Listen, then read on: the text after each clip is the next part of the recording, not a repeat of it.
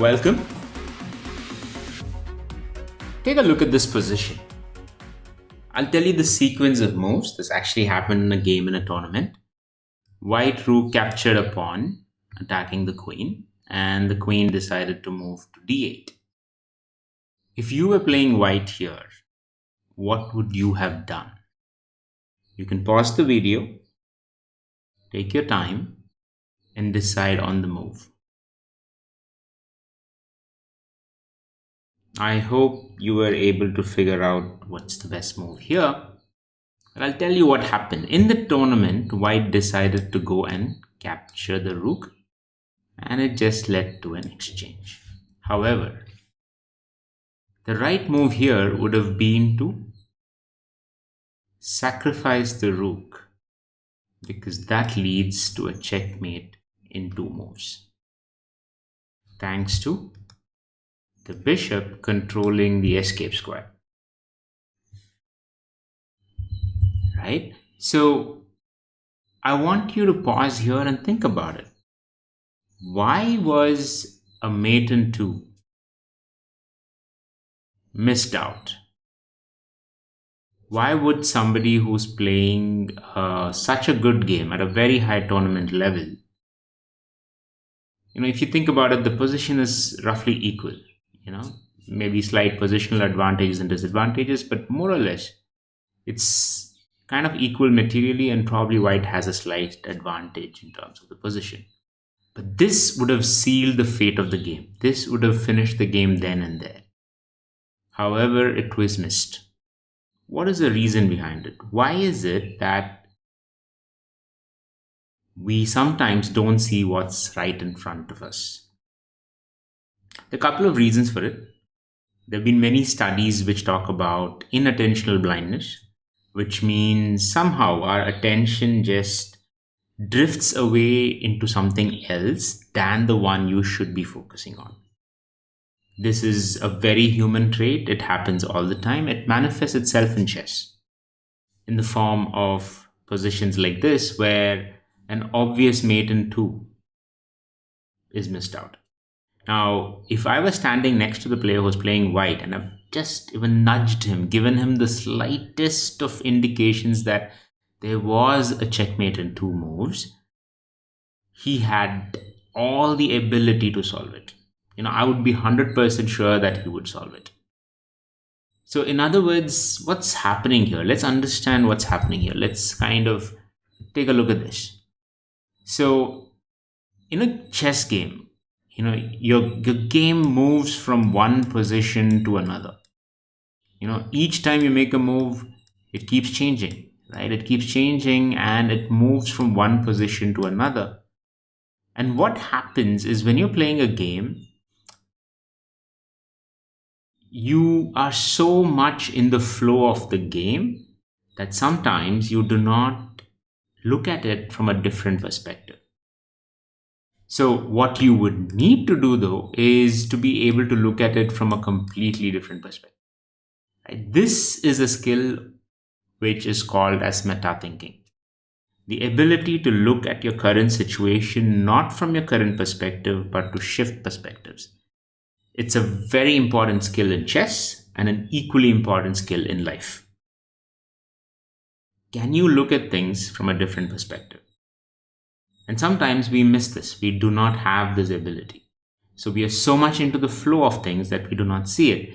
And when you have somebody else who's looking at it from a different perspective, say a coach, just nudges you a little bit saying, hey, there's a checkmate in 3 or checkmate in 2. And all of a sudden, your gears start shifting and you start thinking about solving.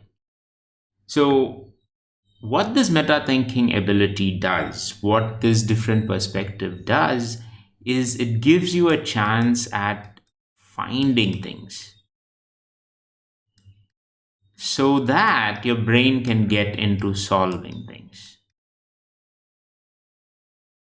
Right? So in other words, there are 2 levels here. So first is to find what you need to solve, find the problem, find the issue, perceive it in a certain way that it's ready for solving.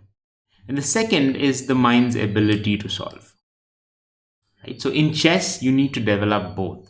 You need to develop the idea of spotting what's happening in a position, being aware of what's happening in a particular position. Because when you're playing the game, your mind is not thinking in that perspective. You're looking at it from two different perspectives. And that's the reason we suffer from inattentional blindness. So there was a study conducted a while back, and you can check this out on YouTube, where all the participants were called in and they were shown a video. And in this video, there was a team which was dressed in white and a team that was dressed in, I think, blue, and they were passing the basketball. And each user was asked to basically find out how many passes were being made to the players dressed in white. So it's about 2 to 3 minutes. People watched it. At the end of it, they all came up with an answer, maybe 14 or 15 passes. And everybody was asked, did you notice anything else? Did you notice anything strange? And the answer was more or less 9 out of 10, maybe even 99 out of 100. People said nothing strange. But then they were shown the video again, and it so happens that there is a man dressed in a gorilla suit who comes right in between the video, stands in front, thumps his chest, and walks away. Just think about this. When we are so focused on one particular aspect of our attention, like in this particular video, it was to count the number of passes between the players dressed in white, that we miss a standing gorilla who's thumping his chest, wearing the most glaring suit that you can think of. What does it tell about our brains? It just gives us an insight of how our brains work. And that's exactly what happened in this position as well, which is we missed out our ability to look at other things because we were so focused on one aspect of our current situation in life, right? And that's the reason you want to develop both the skills. You want to develop the skill of being in the flow, being able to find what's the next thing to do. At the same time, every now and then being able to detach yourself from the current situation, look at it from a different perspective, and then find a way of knowing what to solve. So all the coaching that you do, all the practice that you do is definitely helping you in terms of developing your solving ability.